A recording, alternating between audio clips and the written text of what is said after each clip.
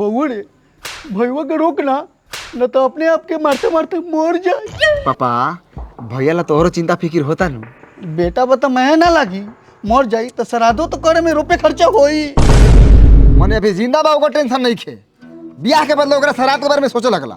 ऐसे ने हम ओ दिन तोरा मुंह में मुतले तैयार रही। हनु मारते मारते मर जाओ। का हो भूला भाई तोहर बेटवा अपने आप के काहे इतना मारता? एकरा हिस्टीरिया की बीमारी धइले बा का? बेटा हमर पागल हो गल बा अपने आप के मारते मारते हम लोग के पागल हो गल बानी। अब तू भाला आदमी के बचा लेकिन यहाँ से चुपचाप चल जा ना तो तोरो के मारत मारत पागल बना देम साले। प्रणाम भूला जी। प्रणाम प्रणाम प्रणाम। हम मकरा मिसाइल कुकुर भुक्का से आयल मानी रउआ लइका देखे खातिर।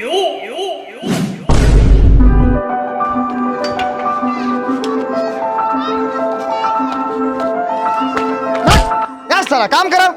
सारा काम परल बा नौकर साला खड़ा होके वहाँ गोजी भाजता। रहुआ लोगन केकरा कहला पर हमर लइका के देखे आई नहीं अगुआ डबर दलाल नहीं खन उहे लेके एलन हां। डाबर दलाल किने बात सरवा। प्रणाम भूला भाई नुकाए ले से रनी है कि कहीं रहुआ खिसिया के मारे लागम लेकिन हमकी फाइनल रिश्ता लेके आयल बनी कोनो सार के काटला से ना कटाई। करे सारवा डबर दलाल तू इतना लात खाए के बाद फिर तू रिश्ता लेके आ गेले आ कैसे मान ले कि फाइनल रिश्ता बा? कितना गंदा कपड़ा पहन के आल बा बाप ओकर। ससुर को हम सुअर ज्यादा लगता। सुन बहू हे कपड़ावा पर मत जा तो मुंहवा से ज्यादा अपना धोतिया के अंदरवा के झटवा साफ रख ले। ए बुढ़ाऊ सुना ना जना लइकवा के देखे आयल बड़ा नु उ लइकवा के हम छोट भाई हैं आ तई का कम बतिया ना तो हम कुटुम लोग के सीधे लाड़ से हाकिल। ए बहू ई सब जान पहचान ना भेला के नतीजा बा। रउअर झाट साफ बा हम नु देखले बानी ई लोग का जाने गेल। भूला भाई टेबुल कुर्सी लगवाई आगे के बातचीत होखो। हाँ नीचे का है चलो छत पर टेबुल कुर्सी लगा दिले बानी। चलो चला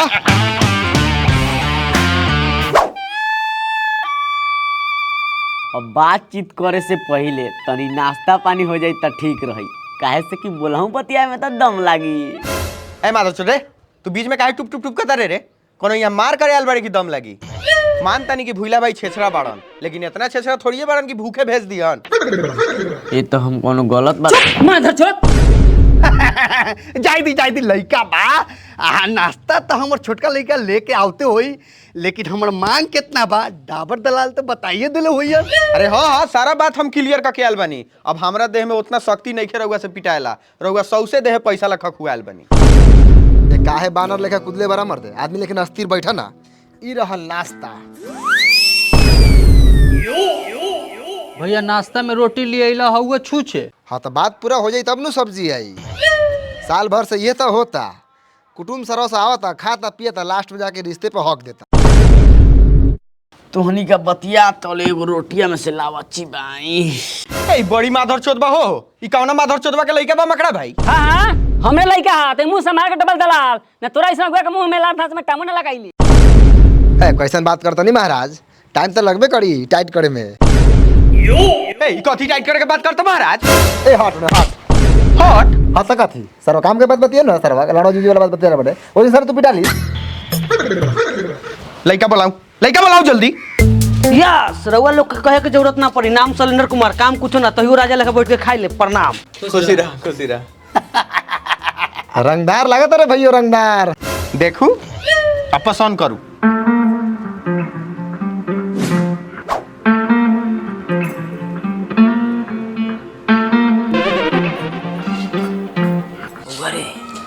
लेको तो कुछ ज्यादा स्मार्ट लगता। स्मार्ट तो बा का कहता रह? हाँ कदी ओके करो। लइका तो हमरा पसंद बा बाकी लेन देन में हमरा कुछ दिक्कत बुझाता। का रहुआ लेन देन से क्लियर कर दिया। देम त ना लेकिन लेम हम लेम आ हमर लइका ली आ लइका हमर काली उ त रउआ बुझते बानी। ए महाराज बताई ना काली गाड़ी गारली क्या कर भाग भाग चोदना खाम रोटी। डाबर दलाल जी हम गाड़ी मोटरसाइकिल के बारे में बात करनी। अरे ई माधर मकड़ा भाई काहे नहीं बतियाता ई।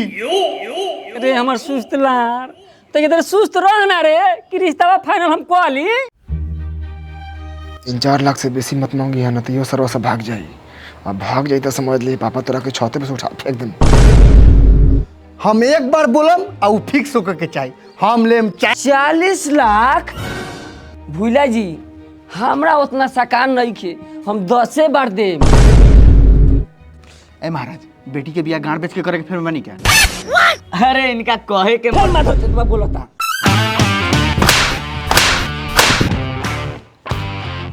10 बेर गाड़ देवे जाइबो, बोले के लूर बार नहीं खे त लोंड बोलले पर। आ इनका कहे के मतलब बा कि 1 लाख के गाड़ी 10 बेर दियो 10 लाख। का बाबू गलती कहता है? ए फाइनल बा फाइनल, समझी 10 लाख में पूरा ओके बा।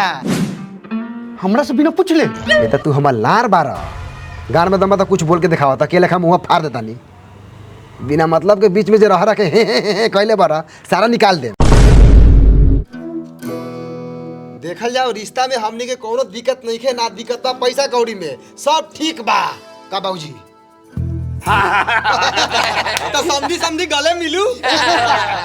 बिल्कुल गले नहीं है, मिले के जाओ पहले ब्याह की तैयारी करूं। चलो कितना खुशी के माहौल बा। चलो साथ में चला। तोहर मांग 8 लाख रखा, 10 लाख दिवा देनी, 2 लाख हमरा चाहिए। कतिक 2 लाख है, कतिक 2 लाख रिश्ता काट दियो का? चलो 1 लाख मिलता हूँ। ठीक बा। फिर हमरा से बिना पूछ ले। और बात तरह से पूछी तू कथी भरे रे, कथी भरे?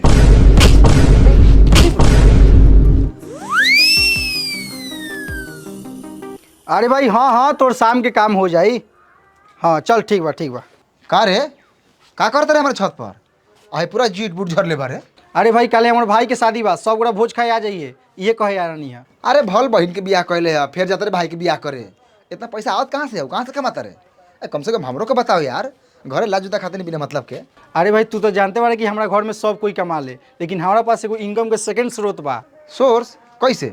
अरे भाई हम बिनोमो पर ट्रेडिंग करी ले। बिनोमो ई कहा? अरे भाई ये भारत के सबसे ट्रस्टेड ऐप बा, तोरा के ट्रेडिंग करके दिखाई। देखा देखा देखा देखा देखा ई देखा ई ग्राफ बा, में देखा जाले कि अप जाई कि डाउन जाई। हमरा लगा था अप जाई तो हम अप पर लगा देता नहीं।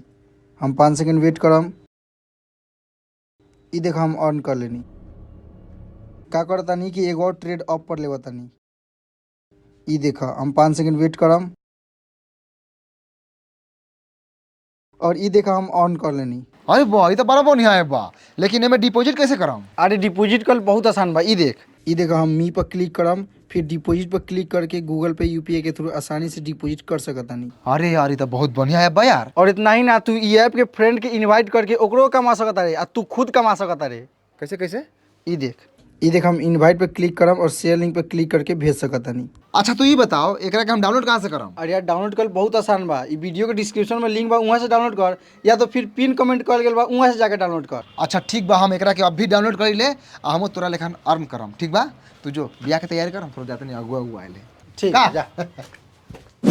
देखा बउगो, सबसे बढ़िया दिन फ से फागुन के बा। अब तू बतावा 100 से सक्षम बारह की ना? चाचा सामने एक और लड़का के दिन फाइनल होता। हाँ उ बढ़िया लड़का नहीं खे, ओकरा लाखवा मरले बा। सीधा चलू।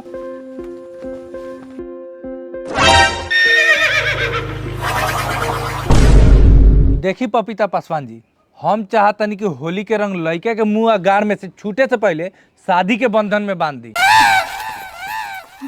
रुकिए, हमारे छांटों ने बांध दी। पहले ये बताइए हमको दहेज कितना मिलेगा? कथी के दहेज रे? दहेज देवे के रही तो करी के ना छकती। अही लोग कथी के ले बारे सोच कराओ। अपने के परिचय। ए बाबू पीला उड़े बारा का तो तोरा आदमी नहीं के चिन्हात। ई तो हर सार बारन हस होके वाला। सार बारन तो पूछो ना, गाड़ दिहन। तोरा कहे के मतलब सारा लोग गाड़े देवेला। अब बंटी मुंह मांगता मेहमान के, अगर पीले हुई तो मार के मुंह में गू गिरा दे। पीले कथी होई? वो तो सुबह रही से दिन उतरे खुशी में पी के टोर।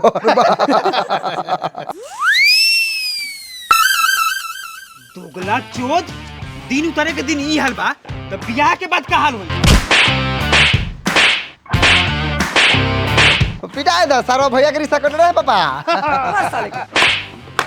कहो पपीता पासवान, तू तो कहले रहल लइका गरीब बा, अनाथ बा, बेसहारा बा, लेकिन दिल के बहुत शरीफ बा। तोरा बेटी के बहुत खुश रखी।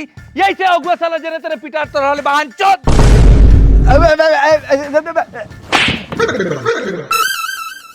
अब बउआ से चल हम अपने लड़के देख के बियाह कर लेम बबिया के।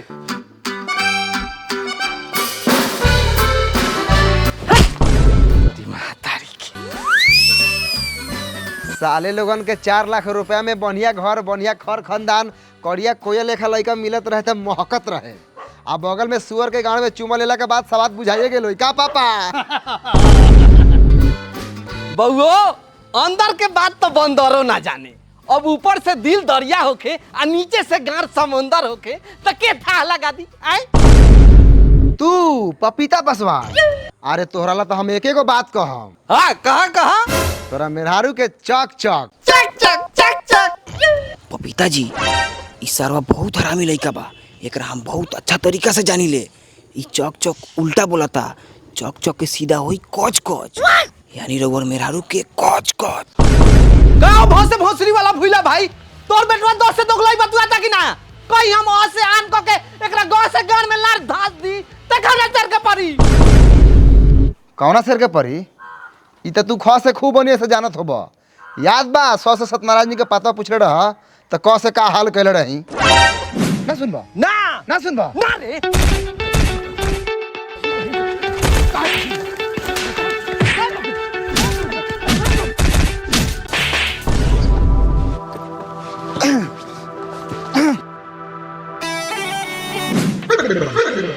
लेकिन बाबू मेहरारू के क से जवन गंदा बतवा कहल हो ओकर हम आन धो ले रहनी हो। अच्छा आन खत्म हो गए होके तो जा लोगन, हमर बेटा 10 लाख में बिचक गेल। टटक के आ कुटुमो सर लगा सबसे हट के अमाधर चुदवा से 10 लाख रुपया देवे में तई को नखरो ना बने लखो। सुनावा था सरवा सा वो 10 लाख देते तो चाहता कि हमनियों से 11 लाख दे के अपना ली। हमार लाड़वा ना हाँ तो ना देवे तो लाड़ पे पा दो। लेकिन गरीब लोग ला हमेशा हमनी लगे एगो दरवाजा खुला रहेला। अरे वो 10 लाख रुपया देता नु तो उन्हीं का 11 लाख रुपया दो, ओकरा बाद देखा ओकनी कैसे लाड़ से टेल के हटा देता नी आ उहे लाड़वा धले तो निका आ जा का पे चाचा सुनले कथी बड़ा चला आई करिया लइका पर इतना गुमान करिया के साथ साथ हमर लड़ियो लागेला। अरे सुना भूला भाई 4 लाख रुपया एगो मोटरसाइकिल तय रहे ओकरा के गोली मार। अब भी 5 लाख रुपया एगो मोटरसाइकिल दे हम, जेकर बात एगो ओकर बाप एगो। बोला मंजूर बा? पापा कल 10 लाख वाला कुटुम लगे जाए के बा, तैयारी करा। साला घर गंदा हो गल बा, घर के साथ साथ लोगो गंदा बाबा अच्छा बैलंट भाई चिंता ना करो, हई अभी पास से पपीता पासवान जिंदा पारन, तोरा बेटी के हम कहाँ ही खपा दे, मतलब केकरो साथे खपा दे।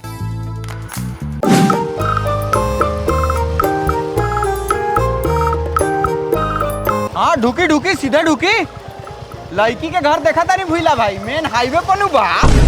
बाप रे बाबूजी भोर सक सरवा 10 लाख रुपया एक बार में उझिल दे।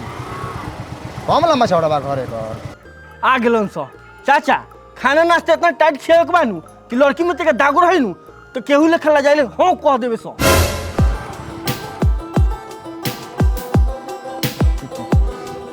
प्रणाम प्रणाम।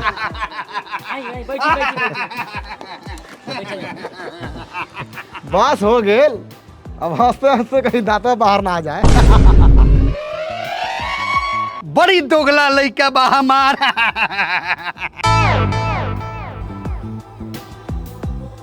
अच्छा दोगला होखा चाहे तेगला, अब हमारा बबिया के देवर लगी हन। एक काम का बात बताइए ना, काम के देवर लगी हन हमारे जुजुआ लगी हन। हाँ हाँ आराम से, अभी नाजुक रिश्ता बा, ज्यादा हिलडोल वाला बात बतियाई बस सील टूट जाए। तो कहीं लोग नाश्ता खाना ले आई, खस्सी मुर्गा मछली अंडा लंडा सब बा। अरे नाश्ता पानी तो होबे करी। मकरा मिसाइल जी रघुआ पहले अपन सामान दिखाऊ, सामान देखला के बादे हमनी के खाना पीना खाएम।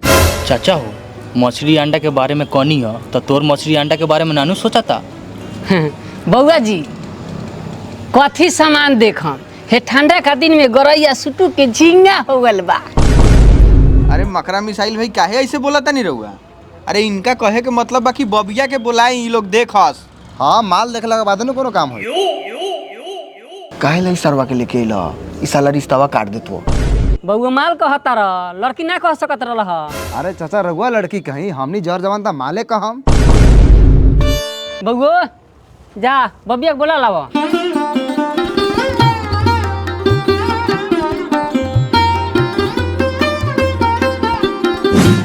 ए बुरी बैठ ना ये तैनू आवत हो।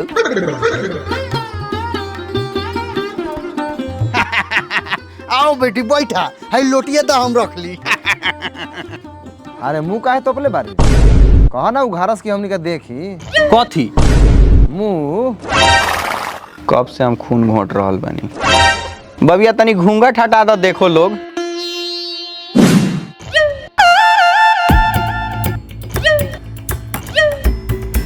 पापा ये तो बेहिसाब करिया लगता, घर में जाते अनहरिया लिया दी।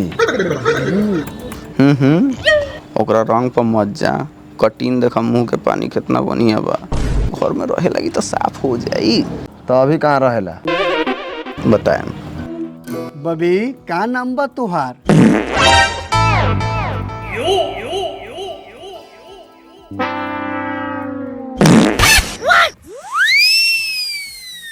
अरे पापा गाड़ी के हंडिल में मिठाई टांगल बा, चलो ना लेके आवल जाओ। हाँ हाँ चलो, है पकड़ू डबल दलाल जी।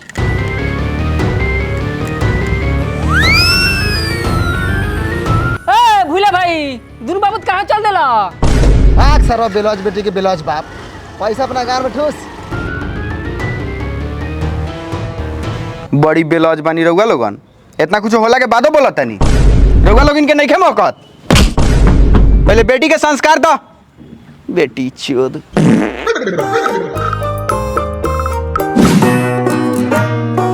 सत्यनारायण जी, अब रहुए कोनो लॉ से लॉ घाट लगाऊ कि कोनो अगुवाई मिलो।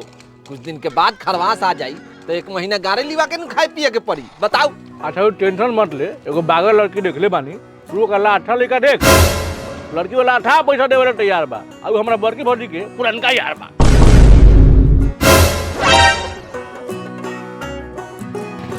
का हो भर से भूला भाई, लड़की तो पैसे पसंद नहीं है बेल हुई। 10 लाख रुपया फेंकल थोड़े बाकी केहू दे दी। आवा तू पहले उतर, पान खा। आवा। लड़की देखे घेरा ले तो लड़की वाले का कहलू? अरे सत्यनारायण भाई, पैसा तो मोट देते ही रखा, लेकिन लड़की पसंद ना आयल। काहे पसंद ना आयल?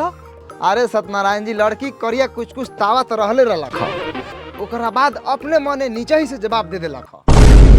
नीचे से? हर तेरी भूला भाई, कितना बढ़िया बैलांट 10-5 लाख रुपया एगो गाड़ी देत रहन, तो ऐसे हरक के भगला जैसे कि उनकर गाड़ महक गेल होके। तई का मुंह संभाल के बतिया चाचा, ना तो यही जगह बच्चा गिरा देम। ये बोलिया कि इनका भाई के हमर लारवा बियाह हो जाता। हमर लारवा तू का बोल मालू दल भूला भाई।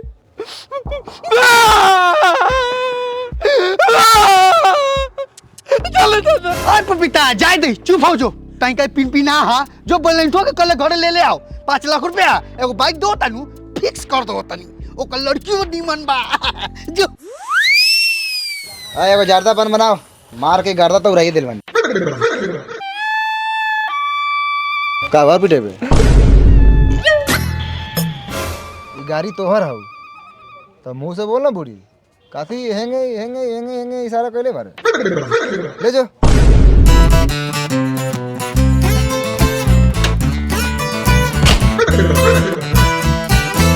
तू कहिया सुधर जा, हम तो ये सोच में पड़ा रही। आई बिस्कुट खा, बढ़िया सोचबा। अरे पान बूढ़ी जल्दी बनाओ ना यार, कितना लेट कैले बारे। अच्छा पापा, मान ला भैया के बियाह होइए गेल आ हमर होइए जाई, ओकरा बाद तू का करबा? हम लोग से गाँव लेवा के अपन जिंदगी काटाम। भाई मर्दे, इतना बने से बतिया तानी, तो तू फालतू का बतिया तेरे मर्दे। दुनूरा के शादी हो जाई, दुनूरा अपना मौगी के तरक्की पे लेके घूमबे, ओकरा बाद तू हमरा के पूछबे। काहे लखा बतिया तेरा पापा?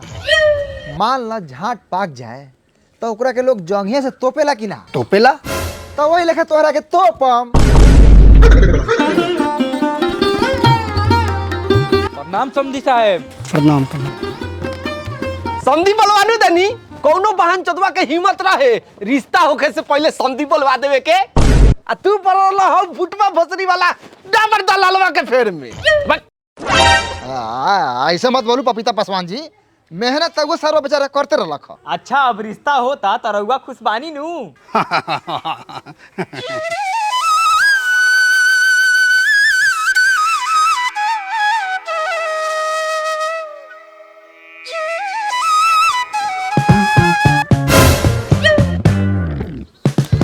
सरवा कोना दुनिया में चल गए बारे ई लोग के नाश्तो करावे के बा। अरे समधी साहब नाश्ता से पहले चाय पिया दूं। चाय है रेडी, परेशान मत होइए सास ससुर डैडी। या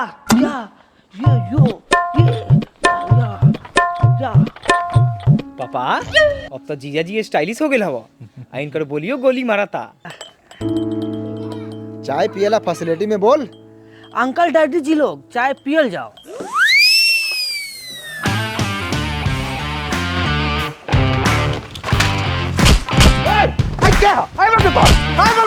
साला तू हमरा अगुवाई में हाथ काहे लगैले अरे 2 साल से मेहनत करी हम माजा मरबा तू। ए डबर दलाल एगो बियाह हला तनी दुनु आगु आपसे में कर के मर जाबे का रे। हम मरम। ए छोरे के हमर बियाह तू करी छोरे के ना छोड़म। ए दस से डबर दलाल ई गांव से गुंडाई होता हो साथे सराऊ।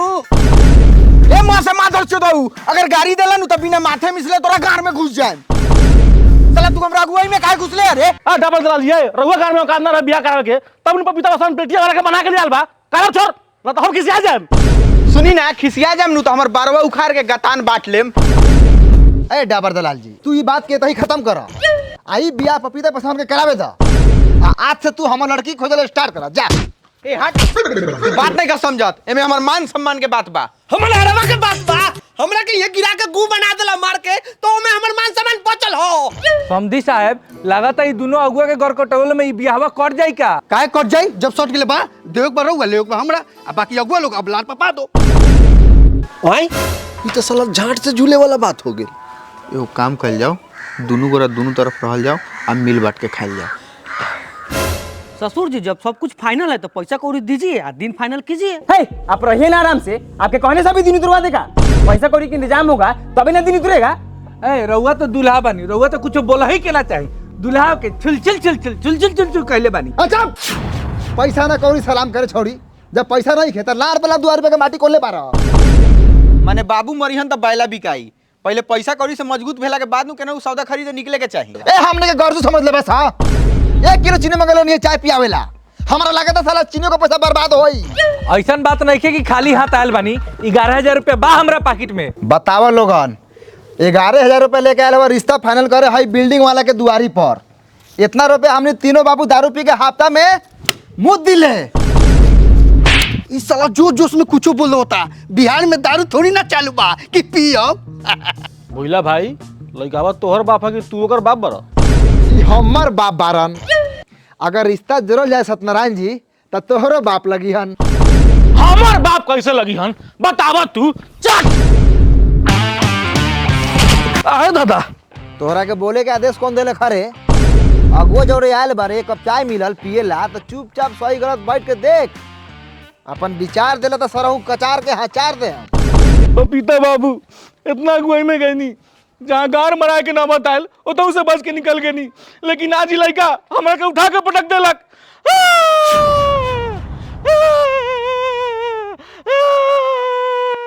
साला हरामी दोगला कौसे कुत्ता के बच्चा लार पापा तो शादी बिया चलू सत्यनारायण जी। रुकी 1 मिनट रउआ बेटी के बियाह फ्री में करे के बा।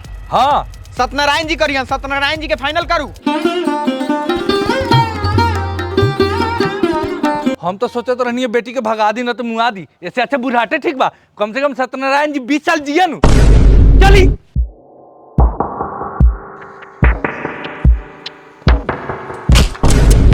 बियाह के नावे लाड़ होई।